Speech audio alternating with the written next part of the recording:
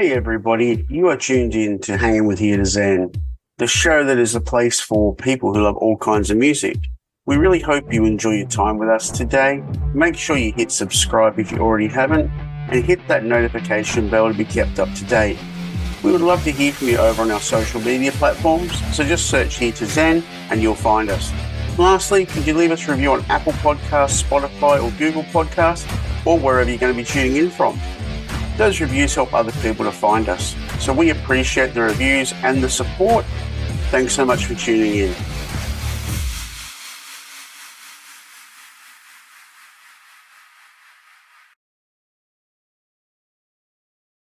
Excellent. So it's not long till you're here, so excited to be coming back. Yes. Yeah. Definitely excited to be coming back. Not looking forward to the flight. Yeah. Definitely looking forward to getting back there. Yeah, what's the flight? 20 plus hours? Yeah, it can be like 28 hours. Can be a bit grueling. There's a Wow. stopover. Well, we normally stop over somewhere like Hong Kong or somewhere like that. So Okay, that's cool. yeah. So how has your 2023 been shaping up so far with the band? What have you guys been up to? It's been pretty good so far. We've been doing a lot of festival stuff recently in the UK and that. And of course, some shows then preparing the new set list for Australia. But all in all, our year's been pretty good so far. Been adding on some more new countries onto our list. So I think we're up to like 34 countries now or something like that. So and it just keeps growing. Has the band ever received any feedback from the Nirvana camp? Yes, from Aaron Burkhardt, the original Nirvana drummer that worked on some of the Bleach and Incesticide stuff. He was really nice. He said we are the closest to the original thing, to the real thing. So And tribute bands tend to be polarizing for some. I personally think they're great. Done my own time in one a long time ago. oh really? Yeah, I Kiss one. Oh really? Oh wow, okay. Yeah, you can get away with anything then. Um, you know, and a lot of people get really bent out of shape about it, which I don't quite understand, especially in the case of a Nirvana tribute band, because you clearly have a band that cannot be active anymore. So Yes. what do you guys do when you get that kind of negativity? Is it just sort of whatever, or has there been occasions where you sort of bite back a little bit? If anything, we would encourage people to come down and see the show. You know, Yep. if you used to if you like Nirvana in any way, shape, or form, and you think, well, these guys can't possibly do it justice. Well, come down and see the show. It's only if you come down and you see it with your own two eyes and you hear it with your own ears that you really understand. We try to make it as faithful as possible. We try to bring the true Nirvana experience at every gig that we play. So When, that's our aim.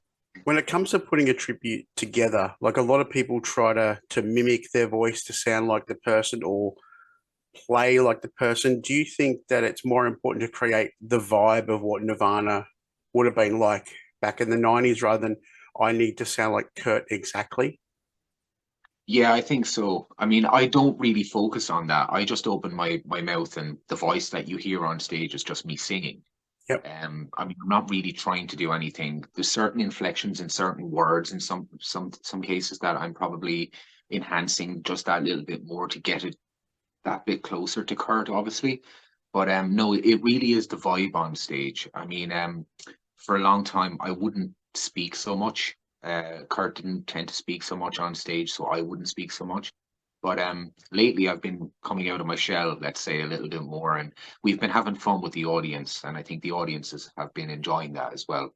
So, it's the Nirvana experience, but it's we try to make it fun as well. We try to make it Yep. enjoyable. What was the song that got you into the band? Wow.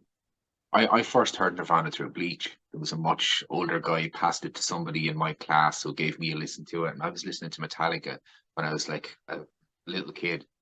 So I was only like 8 or 9 when I heard Bleach, and I think it was Negative Creep because it just sounded so raw, and it Yep. sounded like. And when I saw some footage of Kurt playing, I was like, it looks so. easy almost. Like the chorus is not that easy to play, but the rest is just this. And it really highlighted how simple Nirvana's songs could be, but how powerful they could be. It's amazing. It was amazing to me. It's funny that I'm a kid like that grew up in the '80s, so I was into the '80s hair metal, and we always viewed Nirvana as that kind of hair metal killer, and so we really didn't take them seriously. Yeah. So I didn't get into them till much later, and then I still had that misconception that Nirvana is really simple to play. It's actually not that simple at all because Kurt, for all of his frantic vocals a lot of the time, wasn't just playing simple guitar chords all the time. He's actually quite complex as a writer. Was there many challenges with getting certain songs the way you wanted them to be? Yeah, I guess with some things off in Utero and that especially because there's a lot more it's effects driven some of the stuff. So like the solo in Heart Shaped Box, if you don't get the effect right on that solo, well, it's not the solo from Heart Shaped Box. Yeah, And it's like if you don't get the effect right on Radio Friendly Unit Shifter, it isn't the song. It's like it has to have that kind of effect. So yeah, certainly those things, but like riff wise, we've been experimenting putting in things like Mr. Mustache into the set, and that's all riff based. Everything on Bleach was really riff based stuff. yep. So that's where the complexities of Kurt's writing, I think, really shone. And then he started to dial things back as they got into Nevermind. He was kind of looking for more of a simple kind of thing. Yeah, it's funny that when I watch old interviews and stuff of him, he's not really happy to be in a lot of interviews. He didn't like the spotlight. But for me, when they hit Nevermind, I think he made a particular shift to be accepted. Would you agree? Yes. Yeah, yeah, I think so. He got more and more comfortable with things as time went along, Yeah, but I still don't think like that interviews and things were like that were really for Kurt. He just wanted to make the albums, write the songs, just do the tours. I don't even know in the end if touring was particularly something that he particularly liked that much. I think he kind of almost kind of fallen away from touring, like seeing it as a positive. He saw it more as like a task, as a job, yeah. rather than being fun. So when that happens, obviously it changes the complexion of things for an artist a lot. So you were probably too young to see them live then? Yes, unfortunately, yeah, they would have been coming around to Dublin to play the Point shortly after it was scheduled after Kurt died. They were due to come on a run across Europe, across Yeah. France. Yeah, so I actually have the ticket for the French show hanging on my Wow. stairs, untorn, like still a complete ticket. How much Um, longer do you think Nirvana would have lasted if he didn't pass? wow.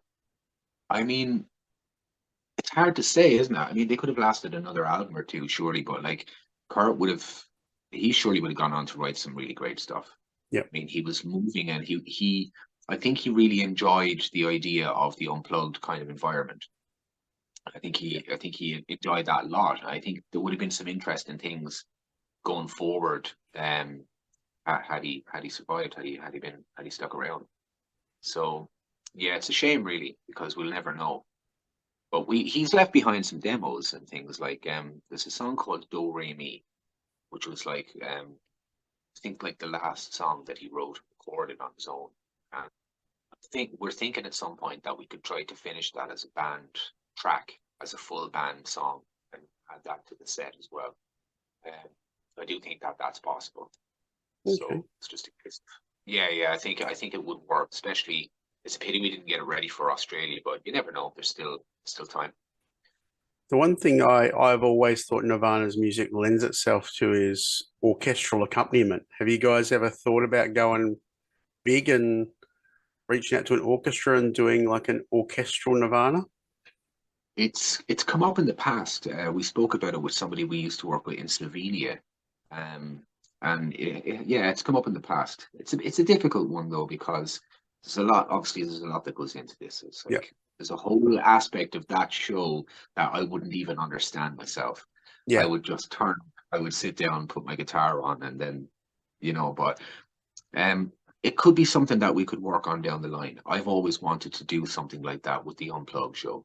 I've Yeah. always wanted to go and take it to a much higher level and just see what we could do with that. I'm sure we could do something amazing with it if we just had that time to work it all out and people to work with.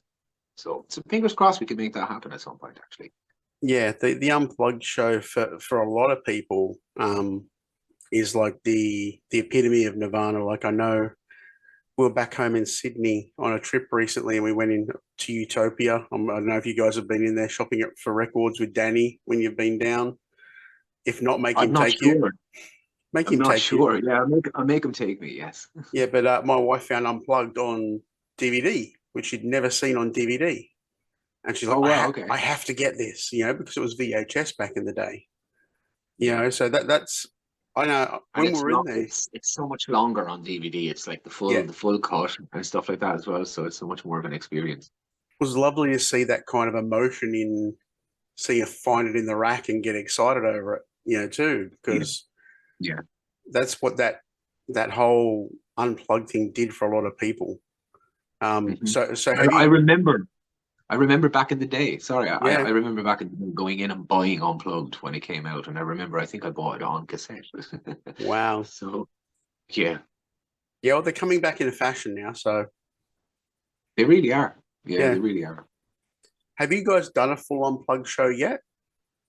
Yes, we used to tour the Unplugged show at one point, but taking it to Australia is like it would be slightly difficult because there's a lot that goes into that, the planning of that show, and then adding on. We don't play Unplugged on its own. We do Unplugged, and then we take a short break, and then we would do the live and loud set kind of almost after that.